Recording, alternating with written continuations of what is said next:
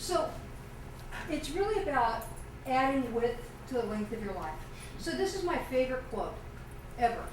This is an organizing principle for me. Diane Ackerman. When I get to the end of my life, I want to know that not only do I live the length of it, but I live the width of it as well. So we're all going to live a certain length of life, and you know, it's going to be different for all of us, and you just don't know. But wouldn't it be great that whenever that end comes, you can look back and say, wow, I just had a lot of great experiences, right? And for me, that really resonated, that I wanted to create this life, and I wanted to create this career that I could look back and say, wow, that was really great. I'm going to spend 50 years in my career. I'm really glad I did it on something that mattered to me. So the exercise of the life goals, when I got it, I was a personal transformation neophyte. I was just like, you know, didn't know what I wanted to do or where I was going. But when I got it, it was like, all right, here I go. And I could write down like 12 of them. And then I was at a dead stop. Like, oh, now I have to come up with 80 more. So here was really the value of this process. One is, it forces you to think about what you do want. Most people dwell on what they don't want. Oh, I don't want to lose my job, I don't want to lose this relationship, I don't want to be in a traffic jam. You know, do you all find yourself doing that? You kind of tend to focus on things you want to avoid. It doesn't get you to embracing change, right? It doesn't get you to seeing choices. So, first of all, it focuses on what you want. I'm not going to make a list of 100 things I don't want in my life. I'm going to make a list of 100 things that I do want. And that is it's a subtle but critical distinction. Because what happens after I rip through the first 12, it took me probably three or 4 months to complete this exercise. But all of a sudden, you have this shift of thinking where your mind just gets so much wider. And I kind of, instead of just calling it goals, mine was like experiences. What are all the things that I want to experience between now and the end of my life that I really, when I got to the end of life, was like, gosh, I'm glad I had that experience. And I didn't limit myself to things, you know, well, that would be great, but I don't know how to do it. Doesn't matter. It's not about knowing how to get from point A to point B, but really all the things you experience in the world, you know, what would that be? And it's a cathartic experience to go through that and come up with 100 different things. You know, I'd wake up in the morning or I'd be in the shower and I'd think of one, I'd run over my list and write it down, and it took a long time to do it. But what I got out of that was this huge capacity to see how many choices were really out there. And it was incredibly meaningful to me. And then, you know how you say, well, we've got a lot of choices and you don't have to pick them all. You know, you don't have to pick them every one. So there were a couple things on my list that I actually had the opportunity to do it, and in the moment it just wasn't the right time. So I could say, well, I'm not going to do that right now. But it's really empowering when you make a list of experiences you want. As Alma was saying this morning, once you write it down, your mind kind of shifts, and you notice. I wanted to sit on a board of a nonprofit organization, one that had to do with education. And about the time my daughter started high school, I ran into somebody, and they were talking about how they were on this board and they were going to resign, and they're really looking for new people. I'm like, oh my God, I'd love to work on the board of the foundation. Next year I'm going to be president of the board. So it's really powerful, but if you don't know what you want and you're focused on what you don't want, you'll never see these things. I would have flipped right through the magazine and never thought about, oh look, there's the top 100 courses on Nineveh. Does that make sense? This exercise, even though I did it 20 years ago, was one of the most powerful things I've done because it started the process of being comfortable with change. You know, this is all about how can you be comfortable with change, embrace it, and then catalyze it. And for me, this is what started it, to see how many opportunities and to think opportunistically about things that I want to do, as opposed to just waiting for stuff to happen and react to it. So what you write on this list is important, but that you write the list is what's transformative. Has anybody done a list of 100 life goals? You might want to consider it. It's fun. Any particular order for that? Nope, stream of consciousness. And you know, some of them I go back and look at it, and some of the things I wanted to do, it's not important for me to do anymore. So I take it off the list. It's not about it being right or wrong or how many you get done, even though it's kind of nice to check them off when you do. But it's not about the judgment around it. It's like, wow, isn't it great to have the capacity to consider all these things that you can do? You know, a lot of people just do day to day, right? We're just trying to get through the day, the week, the year. Yeah. Is It could be, yeah. You know, I didn't see that movie. So I have to say, I'm not quite sure what the bucket list is, but from what I've heard, yes. It's the things you want to do before you kick the bucket. Yeah, there you go. That's exactly right. Just put 100 of those. You know, I actually got to 121. Wow. Overachievement. Yeah, I guess.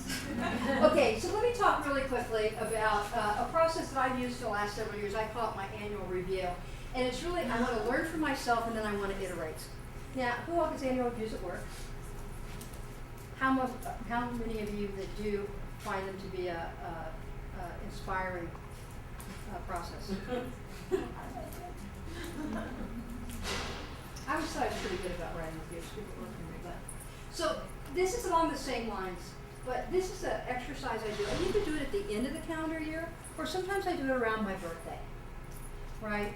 So whether we're talking about a calendar year or a Jeanne year, but it's really a process that is important to me, and I usually do it in my favorite place in my home, with a cup of tea or a cup of coffee, and it's really to be introspective, and it's about what can I start doing better.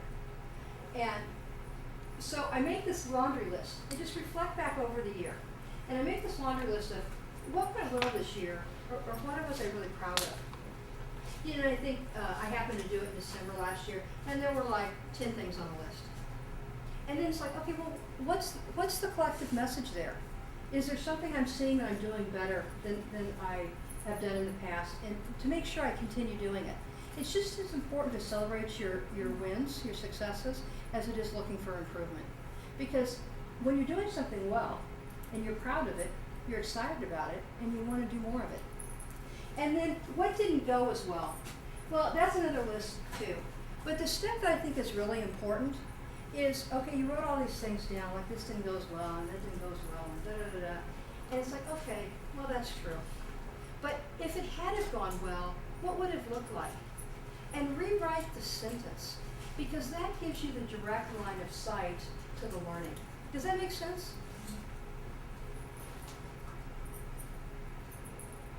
Like last year, you know, I was starting this business, we were really busy, and all the list of all those things I didn't do well, I didn't take very good care of myself. I didn't exercise as much, I didn't use well, and you know, I've been pretty good about being helpful. But when you look at the theme of, I just didn't take very good care of myself, and what would it have looked like if I hadn't done all this? Then I can make a better plan for myself. So the important part of this is, if it had gone well, what would it have looked like? And then I always do a section about, well, where do I want to be at this time next year?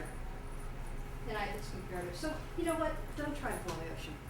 How many people have way too many things? Oh, I'm going to do this, I'm going to do this, I'm going to do this, I'm going to do this, I'm going to do this. Yeah. So, I've learned this personally, and this is one of our mantras professionally when we work with clients. You know, guess what? High-tech companies try to do too many things at one time, with too few resources, and too short a timeline. And one of the things that we try to go in health and transformation is you will make much more progress if you do a few things well than if you try to do everything and you don't make traction on it. I would invite you to treat yourself that well, is to really focus on doing a couple things, doing well. And then you can look back and see the progress and then you go to the next things. Okay, managing yourself. You know, this is really, so I said that your ability to lead others is directly proportional to your ability to lead yourself. And really, managing yourself is about creating space for yourself. And, you know, this is like a whole day long seminar we could go into. But let me just highlight a few things that I think are important. This is learning that I've done in the last couple of years about becoming better, about managing myself, particularly around my time. So I just want to talk about time right now. So value your time as much as you value yourself. You know, we're all busy. I mean, I thought I got a lot done because I was really busy. But when I realized that, when I started keeping track of how I spent my time, which I never thought I'd do.